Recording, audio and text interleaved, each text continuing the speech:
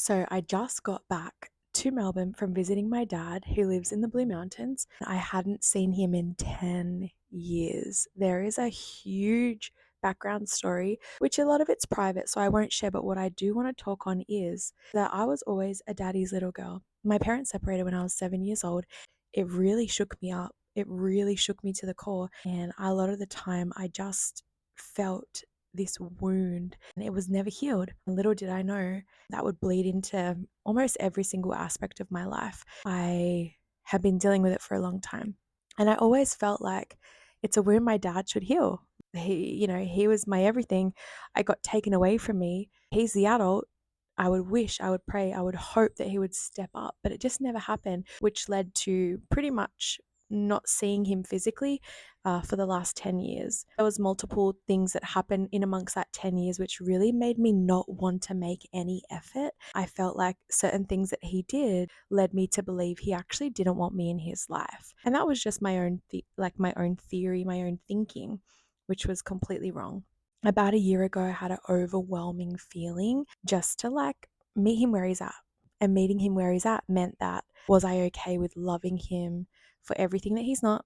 Was I okay with loving him where he's at and for who he is exactly, and not trying to fix it, not trying to wish and pray and hope and this and that he'd step up and be this father, this dad that I always assumed and hoped and prayed that he would be? Am I okay with how he is? Which is not always showing up, which is just a few calls here and there every year for birthday, Christmas. Was I okay with that? Am I able to love him there? And a year ago, I had this conversation with some family members and some friends, and they were like, you keep talking about it. And I couldn't stop talking about it. I've never stopped thinking and hoping and praying and wishing that a relationship with my dad would come to pass, because if he was to die, I would be broken. And that was the part there.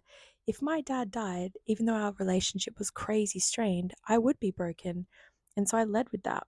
I was like, let me just sit on this for a minute. And I did. I sat on it for about a year, as I said. And then I read the Let Them theory. And the Let Them theory for me was just oh yeah, the whole way through. I'm like, I know all this. I've read all this. I've worked so hard. I've worked so hard at mindset, at personal development, at self-care, self-love. Like, I've really dug deep with other things in my life that I had to. And I know everything that she's saying. And it was just reading it again, or someone else writing the same thing that I know in different words. And she, in her book, sort of states, like, are you able in relationships to love people for exactly what they are without changing them?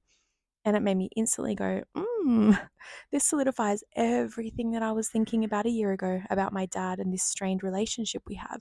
Am I okay? Am I okay not to fix him? Am I okay to love him where he's at and just build from there? Let everything else go. Let the stories that I'm telling myself that I'm creating about what this relationship should look like, am I okay with just as is, growing and blossoming from there, or not? And if not, then am I okay with walking away, completely closing that chapter? And I was not okay with closing the chapter. So I had my birthday about a week ago. I just turned 35. My dad calls because it's an annual thing, calling on my birthday. And typically on these phone calls, I'm pretty blunt and I don't have any emotion because I've been hurt. I've felt hurt and I felt really let down. And on this phone call, I was like, Dad, what are you doing over the next week? Because I just had an urge just to rekindle this. And I was okay with loving him and meeting him where he's at without fixing him. And I was like, I want to come see you. Would that be okay with you? I go, it's been a minute. And the minute was 10 years. And he's like, I would love that. I would love. And I was like, okay, cool. So all this intuition, everything that I was feeling like deep within was spot on. The conversations that I had, the feeling that I had a year ago, reading that little section in Mel Robbins' Let Them, everything was like, yes, yes, yes, let's just do it. So a couple of days later, I booked accommodation. My daughter and I drove straight there. I called him the morning that I knew I was available and he would be sweet to hang out. And I just shared everything that I was feeling, things on my heart.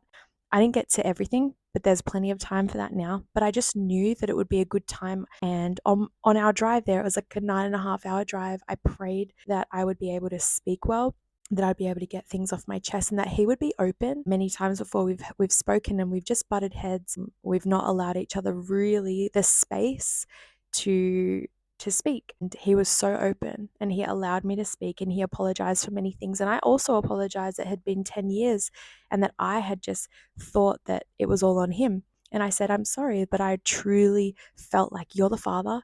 You should lead this. I was praying, hoping, wishing, waiting that you would step up. And I said, when I realized and it registered that you were never going to, I thought, well, why can't I? Why can't I lead? Why can't I be the one? I wanted to share this because that little section in the book is such an incredible reminder and also a really good thought provoking section of, are you okay with these people in your life without having to fix them? Are you okay with how they are? And are you able to love them how they are? Or is that not good enough for you? And if it's not good enough for you, then you need to walk away from these relationships. But if you're okay with loving them and meeting them where they're at without fixing them, then just let everything else go and just love them for how they are. And that's exactly what I've decided to do with my dad. He's not going to just step up and it's not going to instantly change. He's not going to be all these things and, you know, do all these things that I'd wished and hoped and prayed for. And that's okay because that's not him. That's what I'm wanting him to be. But am I able to love him where he's at and create new relationships, new bonds for me and, potentially for my daughter as well? Yes. And it excites me. And I'm just so pleased to share that the feeling that I had last year to do exactly this, those conversations that I had to do exactly this, to mend this and heal this with my dad, and then reading that section in that book, everything, my intuition, everything solidified. It was the best decision I made. And I'm so grateful I did because I feel like my wound is healing, my like daddy issue wound. And I spoke about all of this with him, and I'm so grateful that I was able to. And as I said, so many more conversations to be had. Real relationship is about to be built, and I'm really excited for that. But I wanted to share this because I know so many people are in the same situation. And I just wanted to leave you with, are you okay with how they are without fixing them into something that you think that they should be or the way that you think they should act or behave or be?